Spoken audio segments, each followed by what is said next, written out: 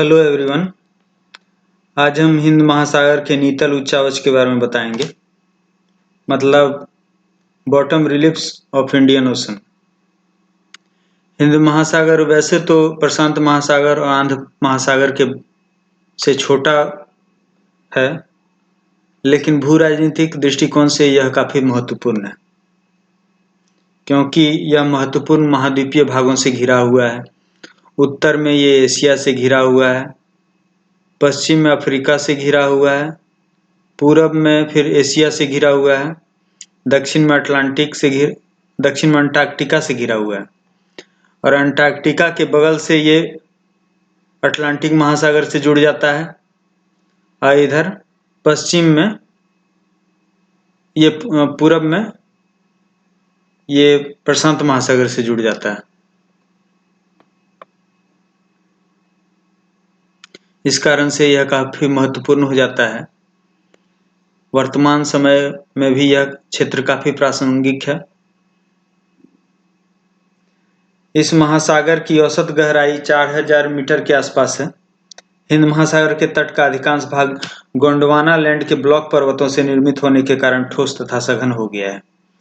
पूर्वी द्वीप समूह के तट के सहारे वलित पर्वतों की श्रृंखलाएं भी पाई जाती हैं। ये वलित पर्वतों की श्रृंखलाएं पाई जाती हैं।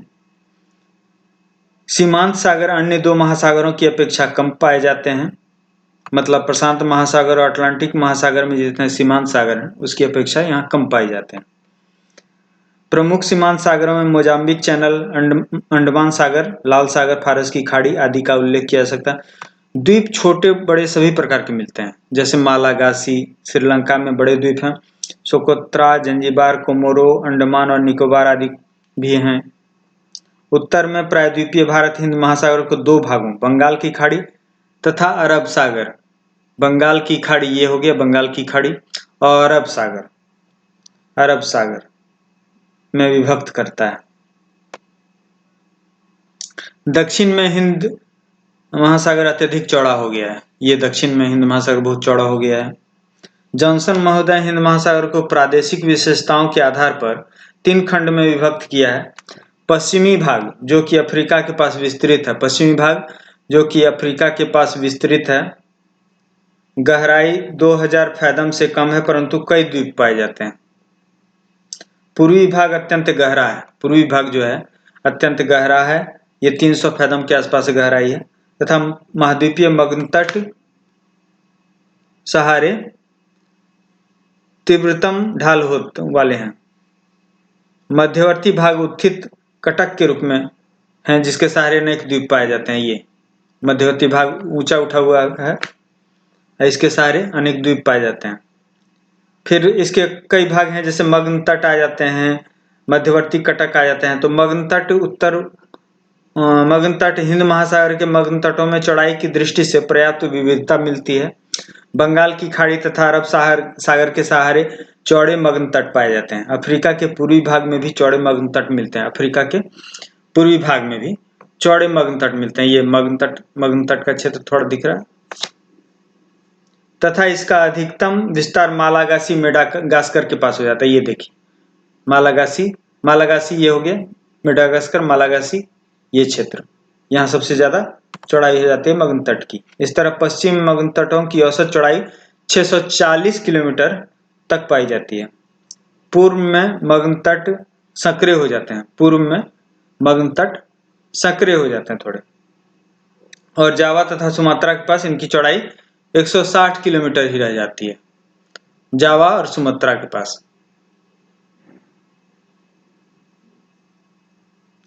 नहीं, ये जावा सुमात्रा इधर इंडोनेशिया का ये वाला एरिया यहाँ दिख नहीं रहा है। ये क्षेत्र जो है यहाँ चौड़ाई कम हो जाती है, 160 किलोमीटर रह जाती है। अंटार्कटिका महाद्वीप के सारे मग्न तट और अधिक सक्रिय हो जाते हैं। ये इसके सहारे मग्न तट और अधिक सक्रिय हो जाते हैं।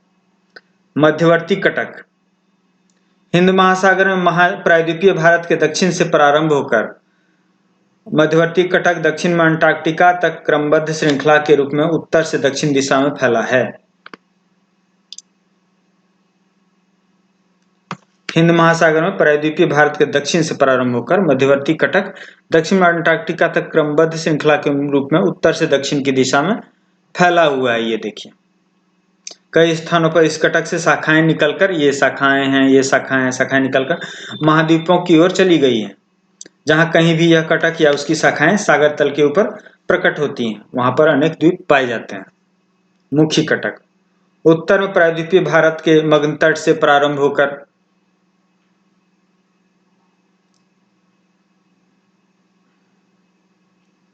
इसकी चौड़ाई 320 किलोमीटर हो जाती है।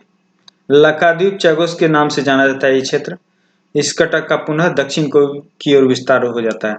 इसका दूसरा स्लाइड भी देखिए, ये दूसरा स्लाइड है। यहाँ उच्चावच सब दिखाया गया है, हिंद महासागर का उच्चावच दिखाया गया है।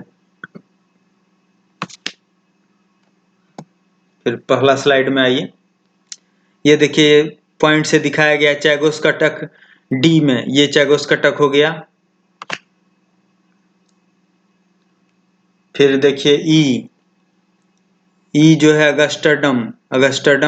अमस्टरडम सेंट पॉल कटक हो गया। ये कारगुलेन गासबर्ग जी हो गया, कारगुलेन गासबर्ग जी, ये कारगुलेन गासबर्ग कटक। सी सेचलिस कटक हो गया, सी सेचलिस कटक, सी आ जाता है ये सेचलिस कटक, ये हो गया। एच इसी तरह सब कुछ इसमें दिखाया गया है।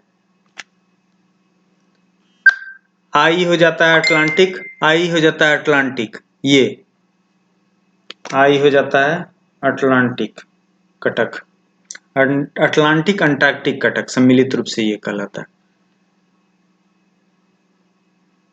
धन्यवाद। आशा है मेरी क्लास आपको अच्छी लगी होगी। Thank you.